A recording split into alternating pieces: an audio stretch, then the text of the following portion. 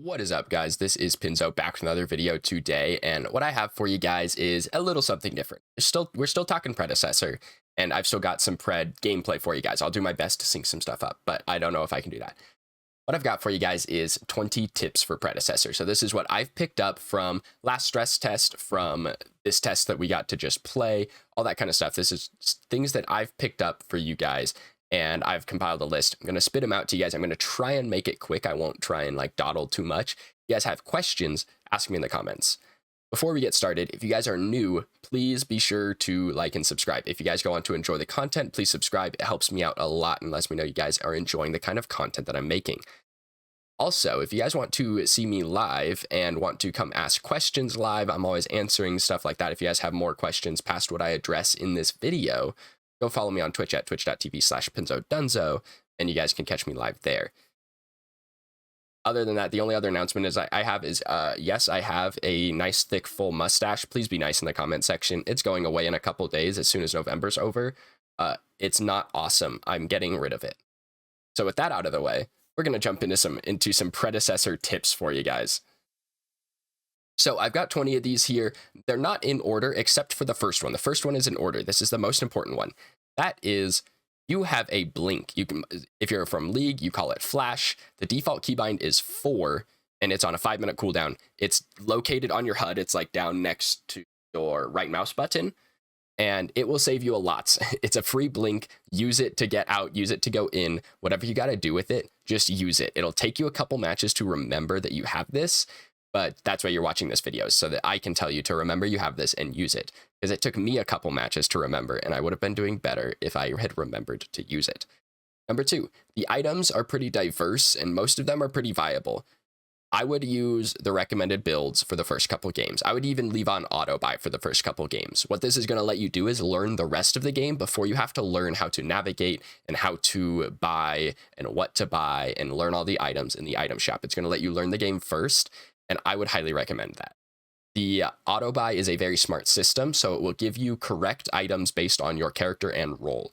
So if you play deck or support, it'll give you a certain list of auto buy items, versus if you play deck or mid, it'll give you a completely different list of items. So the system is smart, it's good, I would follow it, and at least I would say 3 games, give auto buy 3 games, and then after those 3 games, play 3 more with just the recommended items, and then delve into the item system. Number 3, on the track of items, the system changed from last test. There are no longer any active items. All the items that you can buy with gold are passive. You only have 3 active slots, and we'll get to those in a little bit. One of those is going to be your crest, which is the only item out of those. Number 4, so active items are only on your starter item, which is called a crest in this game. You choose your crest at the beginning of the game. It evolves as the game goes on. Generally, like the 10-12 minute mark is where you get your crest fully evolved. When it evolves, you have 3 choices. You're going to want to plan this out in advance. You can see all the choices when you're selecting them, and some of them are good, some of them are offensive, defensive, somewhere in between. They're very good. I would plan out your build beforehand, because it's going to help you out a lot if you know what crest you're going for before you start your build. Obviously, if you have auto buy on, that's great. This crest is default keybound to 1, and I would use them. All of them have actives. All the actives are good as far as I can tell. There's not any that just seem like really bad, honestly. So use these. In addition to your crest slot, this is number 5. In addition to your crest, you have 2 other consumable slots. One of these is your health potion, keybound to number 2 by default. This is a health potion that is refillable. It has 2 charges, refills at base, gets stronger as the game progresses. So this is weaker at level 1 than it is at 18. It is just like a way to balance it, I guess.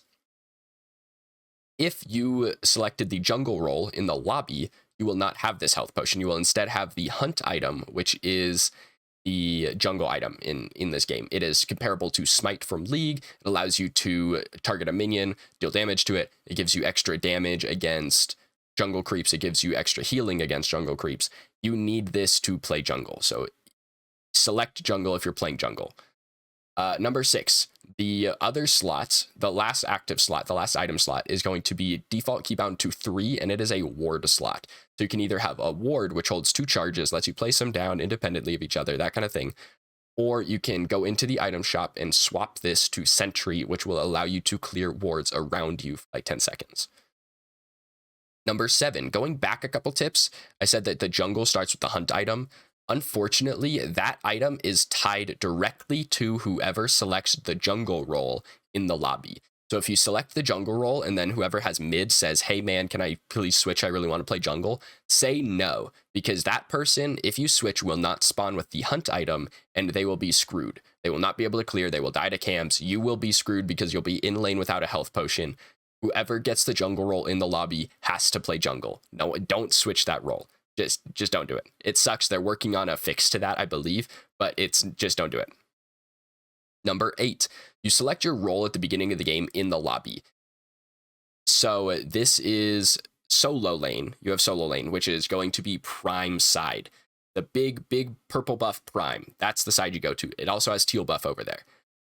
If you select duo, which is going to be, support and carry, that is Fangtooth side. Start over there. Mid laner, start in mid lane, and red and jungler, you're going to start at red buff. This is the best start so far, at least. It's not really worth it to leash camps in this game because minions in the waves clash at the same time that red buff spawns.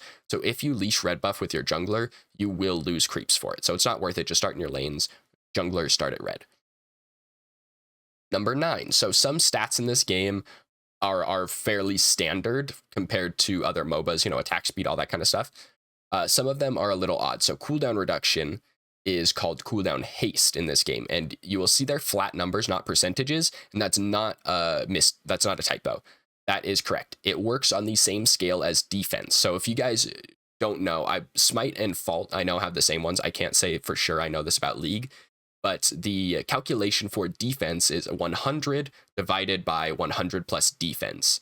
So this means if you have 100 defense, you are reducing damage taken by 50%, because it's 100 divided by 100 plus 100. So it's 100 divided by 200, which is 50, like 0.5, If any of that makes sense, if that went right over your head, skip 30 seconds ahead. That is the same scale that cooldown works in this game. It is a diminishing returns scale. It's a pretty standard diminishing returns scale, so that at 100 cooldown haste, you have 50% CDR. There's no hard cap on CDR, but there is these diminishing returns. If that makes sense, you know what I'm talking about. If it doesn't, it really isn't going to affect the way you play. As far as I could tell, the highest I could get this was like almost 60%. I could get almost 60% CDR off of this haste kind of diminishing returns scale. I hope that made sense to some of you guys, because I know that it's a little complicated if you don't see it written out. It makes sense, trust me, it makes sense. Number 10. So speaking of items, there are some things that kind of feel like they're missing, and the number one of those is going to be percent penetration. If you're playing physical characters, you have a couple options. You're not looking for percent penetration. The items that you're looking for will have kind of an ability on them. It's a passive ability that's, below the stats of the item, and it will say, ignore 35% of your opponent's physical armor. It's the same thing as physical penetration. Just know that that's what you're looking for. For magical, there's no options like that. The only percent pen item for magical is going to be Caustica, and its first ability is while you're over 50% mana, gain 20% magical penetration. That's your only option. You're basically going to have to build it every game. This is something I'd like to see change. I'd like to see more kind of percent pen items be able to be bought, because like mages really struggle to kill tanks right now. Like tanks just walk over them. So hopefully they're looking at that. Number 11. Speaking of this, if you're playing carry, meaning you have access to these percent pen items, that kind of thing, you do kill squishies really fast. You do kill mid laners, enemy carries, that kind of stuff. Your job is to kill tanks. So please, for the love of God, shoot the tanks, because your mid laner is going to get run down every time. So please, buy Sky Splitter, which is going to give you it's going to give you damage based on their HP, the opponent's HP, and buy a penetration item. You'll be able to kill tanks. Your mid laner won't. So help them out. Kill the tanks. Your mid laners will thank you. They'll carry the fights for you, I promise. Number 12. If you guys are familiar with Smite, you know that there is a mechanic called DR, or diminishing returns. This is that when you are hit with a hard CC, the next hard CC that hits you in 15 seconds is reduced by 20%, stacking up to like 3 or 4 times. This means that it is very hard to chain CC someone to death, because if you get hit with a 1 second stun and then a 1 second stun, the second stun is only a 0.8 second stun. So it lets you actually kind of have some counterplay to hard CC. Diminishing returns do not exist in Predecessor. Just something to note that if you start getting chain CC'd, you are not likely to get out of it. There are a lot of very heavy CC characters in the game. So if you start getting chain CC'd, bummer. There's no diminishing returns. There's lots of knockups in the game. So just something to keep in mind. I asked them about this and they said they were hoping they didn't have to add it once they add more heroes that don't have hard CC. They were hoping that it kind of boils down the CC in the game to a point where it's not overly in your face that you don't have control of your character, which makes sense. It does. Hopefully it gets better. Just know that there's a lot of CC in the game. You can make CC comps. You can definitely chain CC people to death. Just a thought to keep in your head for playing as hard CC characters and against them. Don't go in 1v5. Number 13, auto attack speed caps at 3 attacks per second, which is very difficult to hit. I wouldn't even recommend trying. I found one build that can do it, and it's an auto attack mage build, but it's not very good, and I don't recommend doing it. However, a lot of heroes scale attack speed very well with level, so you don't have to build quite as much attack speed in Pred as you do in, like, say, Smite. In Smite, you know, you're capping at like 1.3 or something if you don't build any attack speed items. So you're going to cap a lot higher than that in Pred, so you can build a little more power, a little more crit. You'll still be okay to attack a decent amount. Number 14, the river buffs on the map they're kind of niche, but they are very helpful. So they spawn at 3 minutes and then every odd minute after that. It's not 2 minutes after killed, every 2 minutes after the first spawn.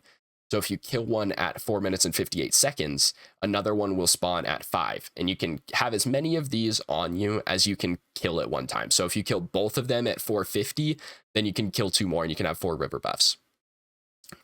Each of these will regen a large amount of mana over like 5 seconds. It'll give you a decent amount of mana back.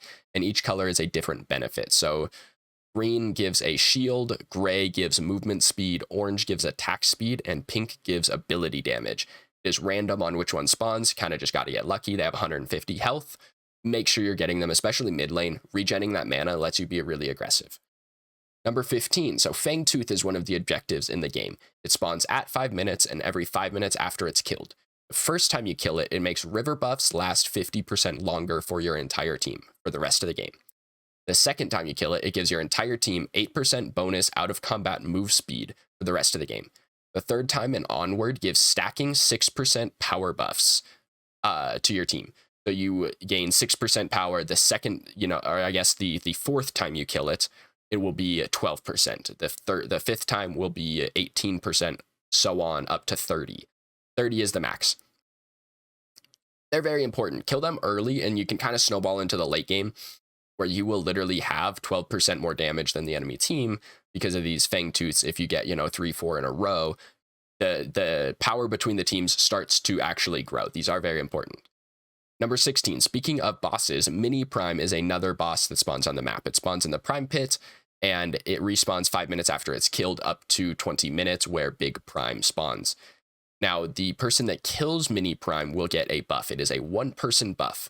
And it gives bonus armor, damage, and it buffs nearby enemy minions, or nearby allied minions, sorry. Makes them stronger. Note that Mini Prime does not give the same regen that Big Prime gives. You do not have more regen when you just have Mini Prime. This is really good on certain mid-game heroes, like Chimera, Crunch, etc. will demolish you if they get Mini Prime. So keep wards on it because it's very important to, even if you're not getting it, don't let them get it for free. Number 17, Big Prime gives your whole team bonus damage. It buffs nearby minions, and it gives your whole team lots of regen for health and mana. Note that Big Prime does not give an armor buff. Mini Prime does give an armor buff, so there are some trade-offs to both of them.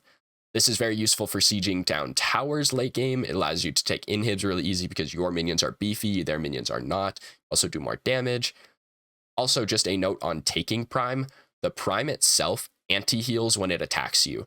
So don't try to solo it. You will not be able to do it. I don't think it's possible to solo it, actually. Just not recommended. I don't think you can do it. So don't try to solo it. It will anti-heal you and you'll die. Number 18, inhibitors respawn. I think they respawn in 5 minutes after they are killed. It's not super clear on the map or in game, but they do, trust me. Number 19, the core does a decent amount of damage, but it dies pretty easily. So towers in this game are fairly weak, especially they get weaker as they go. So the inhibs are very weak. Just kind of comparatively, they're pretty easy to take. The core is pretty easy to take. You need like a wave and a half of minions if you're playing carry to kill the core. So just know that if someone is split pushing something like an inhib, you need to back. Like they actually threaten to end the game if they go unchecked. So someone has to check them if they're going to split push an inhib. Number 20, towers don't do that much damage. If you are a tank, walk in. The other thing to note is that minions remove backdoor protections, so towers take more damage if there's minions within their range. This means that if you only have one minion left and you're a tank, walk into the tower and tank it for your minion so it doesn't die. This will allow you to do more damage to the tower, and if you're a tank, they really don't hit that hard. You're not in danger of dying to the tower. So if you're a late game tank, just walk into towers. You can run people down through them. They're not that scary. And I've got one more final bonus tip. This is number 21. If you subscribe to this channel, you can see more of my videos and it helps me out. And I also stream on Twitch. So if you guys made it to the end of the video, go ahead, drop a subscribe. I really appreciate it. But that's all I've got for you guys. So hopefully you guys enjoyed this 20 tips for Predecessor. If you have any questions, leave them down in the comments for me. That's all I got for you guys. I've been Pinzo. This video's donezo. Thank you guys for watching, and I will see you guys in the next one.